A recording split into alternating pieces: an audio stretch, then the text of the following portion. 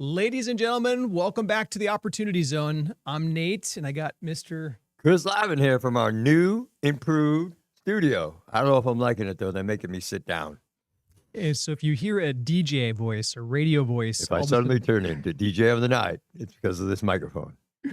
we'll have a little fun with it. We got a lot going on in the news this week. If you haven't been following along, we are continuing. Well, we had a big jobs report come out. We're going to go through that and what it means to you as an investor. We're also going to be going through what's happening right now with both the multifamily market. We're seeing a tightening happen, like the deals of yesterday, they're starting to dry up. We'll talk about that. We'll also talk about the single family housing market a bit. There's some foreclosures that are coming through the pipeline, cap rates compressing on our multifamily, all that and more, especially the part when we get to the happy Thanksgiving message that Chris is going to get. Gobble, gobble, gobble. Okay. First up, we're going to review quick Bible verse. I'll ask Chris to give us a blessing, and then we'll jump into kind of the meat of the show. If you are an investor or you're considering investing in something, then this is the show to pay attention to. Chris, Britt, and I break down the headlines and how it affects you as an investor. And how it affects us personally. Yeah, very, very true. And Chris and I do have an investment opportunity open. We'll talk about that at the end of this. I'll say it right up front. If you are looking for an opportunity, then you'll want to join our wait list. Literally just type wait list in the chat down below, and our team will get you over the link for that. So first, Chris, Thanksgiving. The Bible verse is from Thessalonians 5:18. It says, "Give thanks in all circumstances." And I want to give everyone a little history lesson before you give the blessing. And the history lesson is this: George Washington gave the first proclamation for Thanksgiving. It was back in 1789. We had just formed as a country, and first president of the United States, George, says, you know what? We need to give this day as gratitude towards God. You know, and I want to point that out because a lot of people think they're like, well, the United States wasn't founded on Christian values. No, that's not true. Like, it totally was. George Washington, the first president, immediately said, we're going to proclaim this. This is one of the first holidays that he proclaimed. Now, I know that later on, you got that look. Yeah, remember in school when you grew up, one nation under God, indivisible? Oh, they don't do that in a lot of schools anymore. What? Yeah, a lot of schools don't do that anymore. Yeah, there's a Minneapolis school right now that literally they don't do anything under God anymore, except unless you're Muslim, they have prayer rooms for Muslims in the Minneapolis school, in a Somali community in Minneapolis. Don't even get me started, please. Yeah. Please, that's not even right. Okay, I know that there is the myth out there that Abraham Lincoln was the person that made Thanksgiving, but that's not true. I'll just say this, during the Civil War, it became a fraction nation. In some states, especially in the South, stopped observing Thanksgiving. Some states, they switched the date on it. And so you had some states that were doing it two different days during the year. And so it kind of became a mess. And so one of his proclamations is that the country had to come back together again. It had to remember its roots. And so he's the one that signed it again into law and gave proclamation for it. And that would happen on October 3rd, 1863. So that's 2 U.S. presidents that really mandated that day. With that said, Chris, would you mind giving us a blessing? Heavenly Father, first and foremost, let me express my gratitude for who you are and what you are in my life. Since I made the decision that you are everything and that everything is a miracle, my life has just become so much easier. Everything is a blessing. I'm grateful for everything that I have, even the difficult times, because if we reflect upon the difficult moments we walk through in our lives, we realize that they don't last forever. And those difficult moments train us and teach us and form us to be of better use to you. I ask that you bless the conversation today and bless the teachings that Nate and I are going to speak of today, so that the people that are listening can take the talents that you bless them with and multiply them and be fruitful so that they can have a positive impact in the world. I ask all of this in your name. Amen. Beautiful. Okay, I'm going to pop up the news. We're going to go through this article by article and break it down for you guys. The first article I'm going to put up, Chris, is going to be this one on Toyota and their manufacturing that they're building. And Is this pandering? Is it a gimmick? Yeah. Well, what I like about it is that one of his facilities is right next to our property in Yes, Georgetown. yes. God love him. He's making us money. And so we've got this beautiful little 72 unit building up there. And literally, as tenant leases expire, we bought the building, I don't know, a year ago or so at $650 per unit. As those tenants leave, they're now renting for $1,000 plus per unit. That's like an 80% increase in rents. That's right. That's massive. And part of it is thanks to Toyota. Toyota's expanding pretty massively. And now you've got the CEO who just became full on mega. Make America Great Again. Chris, what's your take on this? You asked for it, you got it, Toyota. Hey, this is absolute pandering, but I'm good with it, right? So let's talk about this for a minute. The CEO of Toyota is showing up in MAGA gear because he's building more plants in the United States and investing more money here. Do you know why? Because it's cheaper to manufacture a vehicle in the United States now, thanks to President Trump's tariffs. What? Those crazy tariffs that would never work? So, crazy like a fox is the term I like to use about our president. He does these things and he makes it like obscene or just nuts to come back to some level of normalcy. So if he anchors you at insanity and then pulls you halfway back down, you're like, thank God that happened. But the reality is that his tariff systems are starting to work. And this is a result of those tariffs, I believe, or a large part of it. Now, we've got stuff being manufactured in the United States. We've got more American jobs, and we've got more tax dollars, and more and more and more. And at the end of the day, it'll bring the cost of the Toyota products down in the United States. And since they're American manufactured, nobody can be upset about it. They're manufactured in America by Americans, being sold to Americans. What more could you ask for? Yeah, manufacturing's dominating right now. Chris Yep. and I made a manufacturing investment last year, and we're watching the fruits of that come out. It's never missed a distribution since we got it. Like, manufacturing's in a resurgence right now. It really is. It really is. Re-Americanizing. Or patriotating. You know what I'm trying to say, because I don't. On that note, I'll flip over and we'll talk about multifamily for a second. So cap rates. Chris, what on earth does cap rates declining mean?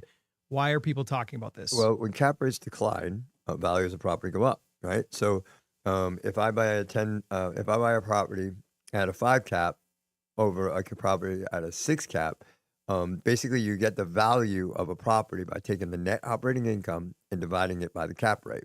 If the cap rate is smaller, the value goes up. It's very simple math.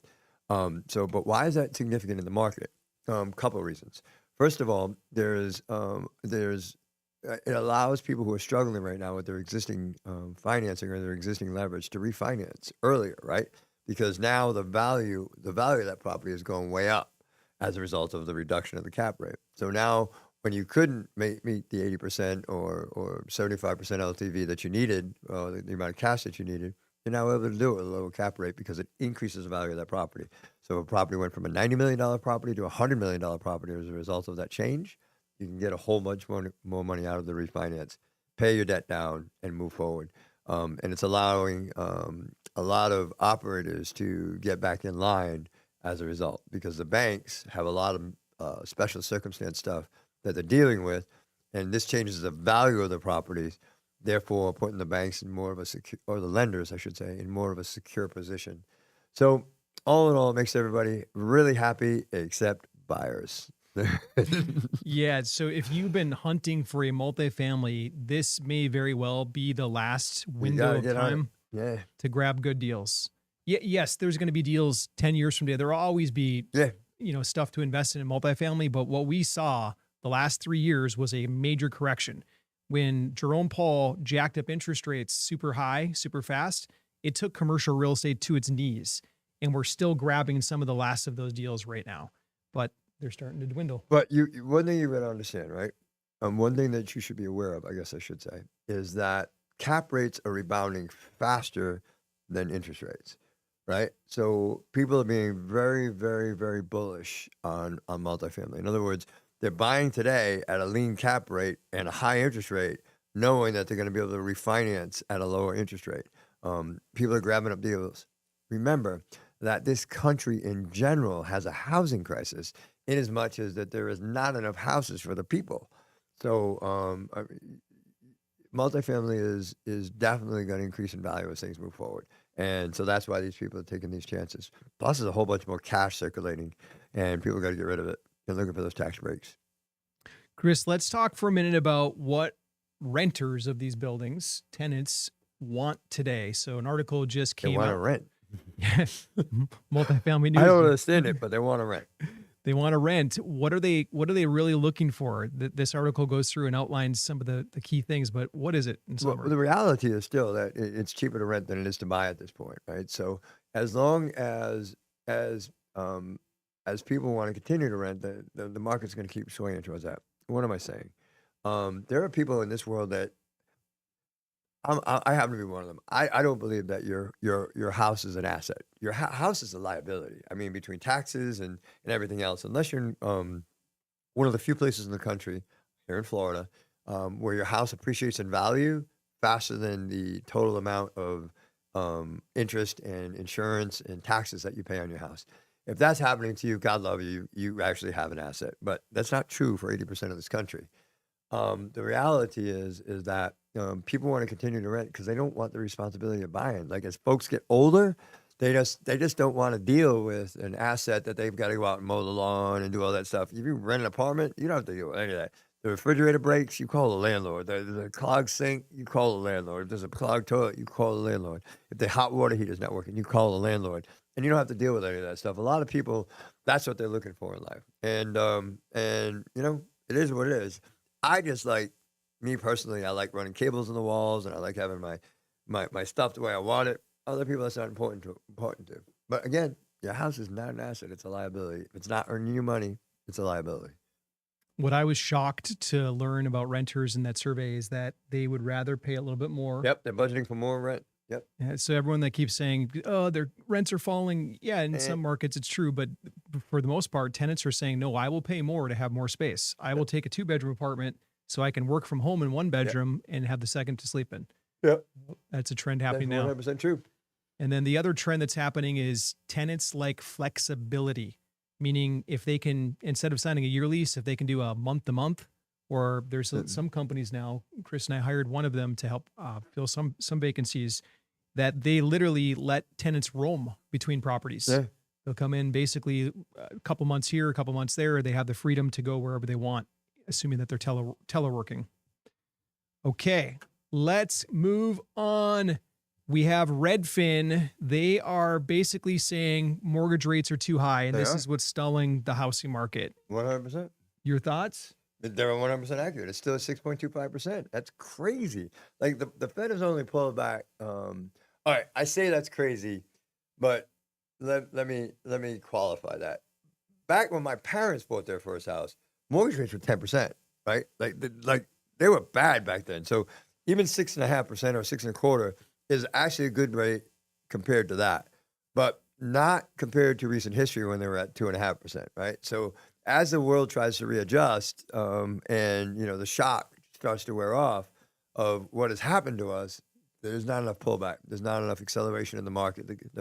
The capital is not flowing like it needs to. The Fed needs to pull back another point. We need another point and a quarter in order to get it to a place where mortgages are at 5%-ish. I think that's the sweet spot. So yeah, Redfin's nailed this. Yeah, I think your 5% is an accurate forecast with maybe a 7 to 10% price reduction. Yeah. That's where I think the sweet spot is. Yeah. It's basically people can afford about 1/3 of their income on their housing expense. If you look at the historical long-term trend, Yep. And we're not there. We're above there right now. We got to get back to that 1/3 of income going towards housing. That's a good, comfortable place to be. All right. We got Mr. Pulte telling Americans that Venmo is going to start accepting rent payments and mortgage payments. This is new. It's never happened before. Any thoughts on this, Chris? Yeah, I think it's a natural progression of things. It had to happen. I quite ignorantly assumed that Venmo. Let me rephrase that. So you can send money to anybody for anything on Venmo, right? So I assumed that there were people paying their rent with Venmo. But what Venmo has done is they've made their platform more robust so that there's some protection for landlords. There's an actual integration so that they can send reminders and all that kind of stuff. But yeah, so it's I think it's a natural evolution of things. People don't carry cash anymore, and you can't pay rent generally with credit cards. So I think it's good. I think it's good. I think it's about time, actually. Beautiful. Chris, I forgot to give you your subscribe sign this week. I You know what? don't even know where it is. You don't have to hang it up, but we're going to have to remember. Hey, remember to subscribe to the show so you get the next one, and you also get Mindset Mondays with this guy on Mondays.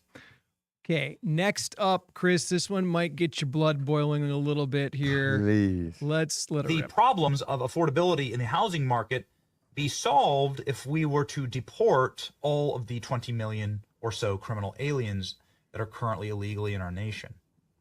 Well, I think it would have an immediate impact if we deport all of the illegal aliens in our country. When you have, as you said, millions of illegal aliens coming across our border, from a housing standpoint, it has stifled the housing supply and caused affordability to skyrocket. Hundreds of thousands of illegal aliens living in government-funded, HUD-funded homes.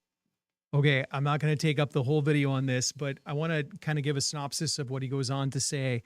And he's essentially describing part of the problem with our housing crisis, like the shortage, is that we've got 12 million plus illegal immigrants in the country. Please. Okay, yeah, it's part of the issue, but it's not the whole sum of the issue. It really isn't. It's a much bigger issue than 12 million illegals working in this country. I find it hard to believe that he actually believes that. And I'm usually a big fan of this guy, so I don't know where he's going with this. Doesn't make sense. I think it's the entire administration is just hammering this point. Let's pull up the next article because this kind of overlaps. You got in Charlotte right now, they had called it Charlotte's Web. ICE and CBP went in, cracked down. They arrested 370 undocumented workers, which created this massive scare. You had 21,000 plus people, like kids, skip school the next day. That's 15% of their student body, by the way. We also saw a whole bunch of people not show up to work the next day. And the city got so scared with this, all of a sudden no one's doing anything anymore, that they started offering $100,000, up to $100,000 per family affected by the ICE raids. So this could mean that if I owned a restaurant and all of a sudden none of my workers are showing up, I could go apply for that money from the city. If my kids got scared, I could go apply for this money. I love this. This is a great, great plan. So if I'm a criminal and I'm breaking the law and then somebody comes in, corrects that, I should get compensated. If you follow that logic, follow me, since this is North Carolina or South Carolina, follow my logic for a second. If I have a still in the woods that I make my money off of, and ATF finds that still and destroys it, the city should now pay me because I don't have income. Is that what we're going with this? I mean, think about it. What's the difference? Or let's say I'm a drug dealer and I get most of my income from dealing drugs. And then one of my couriers gets interrupted and I can no longer generate income as a result of my couriers being interrupted. The city should pay me $100,000. You should get $100,000. I like these politics. What city is that? I need Charlotte. Well, Charlotte's a pretty city. Let's go. You happen to have a cabin in the state. I do. I have a cabin in Murphy. Yeah. Yeah. Well, you're paying taxes there. I'm paying taxes. You're contributing towards this. What? Ooh, we hit a soft spot. We hit a nerve. You are paying for this. This is nuts. Come on, seriously. I don't get it. I don't get it. And they only arrested 370? Yeah, it wasn't huge, but it caused a scare. Oh, Yeah. the sky is falling. All right. The rest of the administration is using this same kind of, I don't want to call it rhetoric. I don't have a better word for it. Jobs talk about report. the labor market Non-farm really quick. payrolls are up a robust 119,000. 119,000 will be the best since April, when we were up 158,000. If we look at labor force participation rate, it ticked up. That's a good thing. 62.4 equals where we were in May. You have to go to April of this year when it was 62.6 to find a higher number. If we look at the hours worked, and this is always important, it remains what he's talking about here because it's interesting. The entire administration, so we started with Scott Turner, who's HUD Secretary, And now we're moving over into the Department of Labor. And the Department of Labor is basically saying that too many Americans are out of work that are basically because of illegal employment. Now the illegal employment is stepping aside. So 708 foreign-born workers have left the labor force. So it spurred 3.4 million native-born Americans to join the labor force. So the entire administration is basically just pointing and saying, hey, look, now that we're getting illegal immigrants out of here, Americans are getting back to work. Your thoughts? Yeah, I'm feeling it.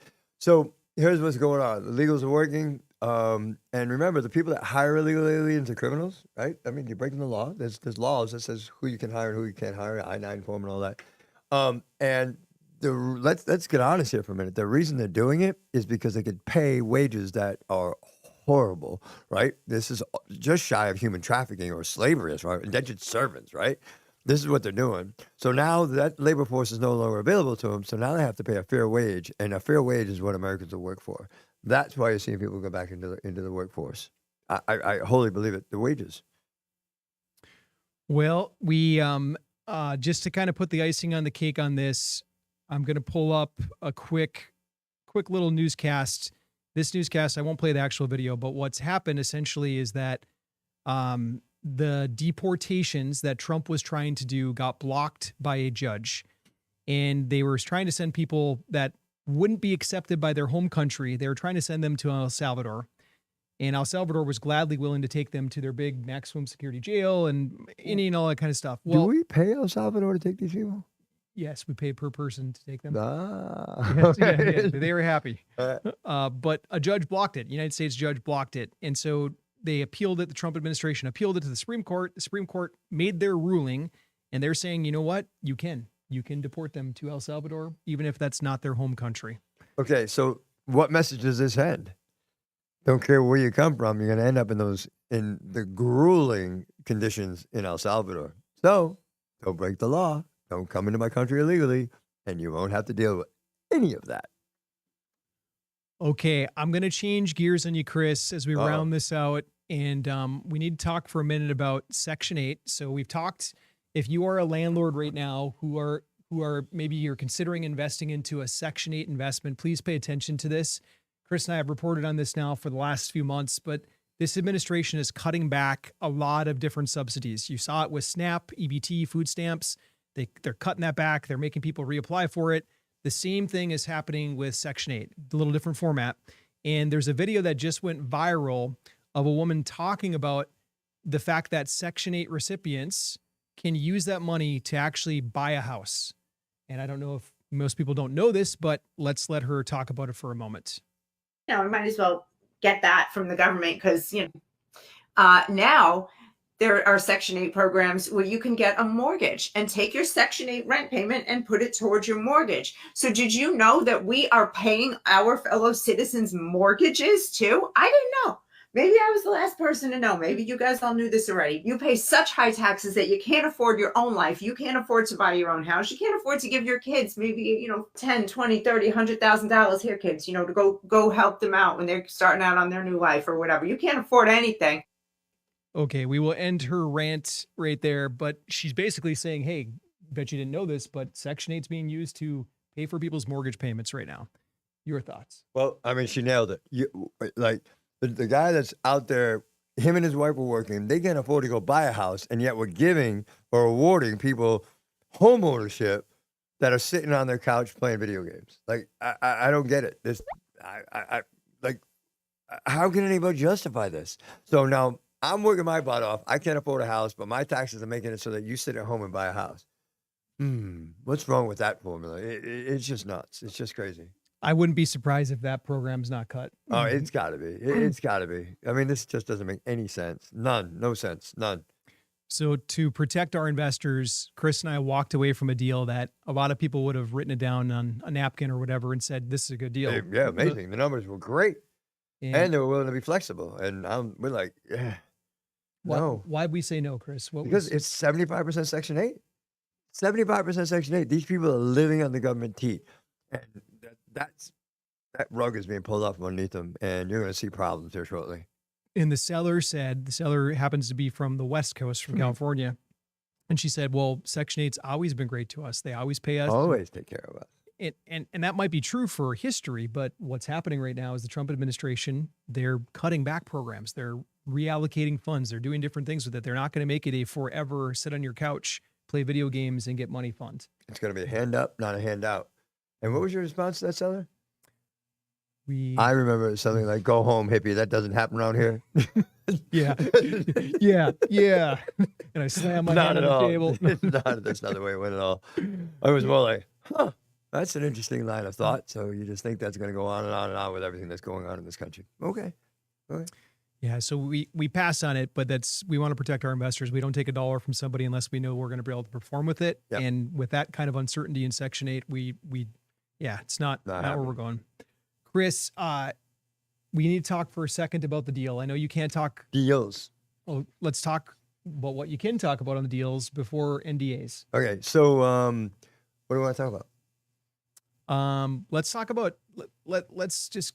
So we've got an investment opportunity in the tech sector. You want to start there? Yeah. An investment opportunity in the tech sector. I can't go into a lot of details about it, but the returns on this investment are better than any deal we've had over the past 2 years. I would say probably, right? It's a grand slam home run.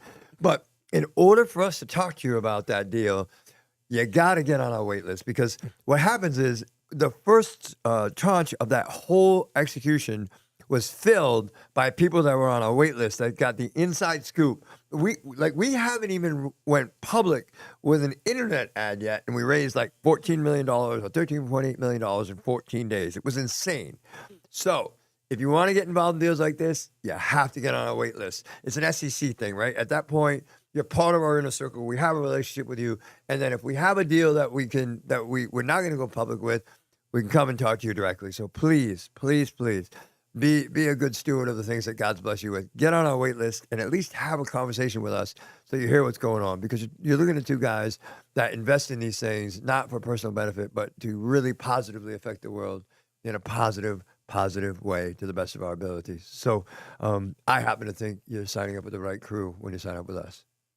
Chris, what does believe in more mean? Believe in more means exactly what you don't think it means. The more has nothing to do with profits. See, my CIO, who's obviously right over there, he could probably hear me, gets mad every time that I say this. But the driving factor or the purpose of our company is not more profits. It's just not.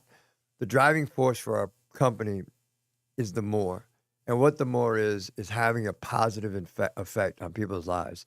And it just so happens that as a result of us having or focusing on having a positive impact on people's lives, the profits come rolling in because we do things unintentionally that make our tenants stay in our properties longer. We do barbecues. We put ministers in our properties so that people have somebody to go and talk to. These people generate community so that people are now attached to a community and not want to leave. And when they don't leave, we don't have to spend CapEx dollars to improve and turn an apartment. And that all translates to better bottom lines for us and us having more money to go out and do the positive things that we need to do, feed children, put clothes on people's back, education, spend time with kids, do our Fishers of Men thing by taking them out on fishing boats and tell them and talk to them from God-fearing men that they don't have in their lives. It gives them a chance to be around people that believe that this world is worth saving, one kid at a time.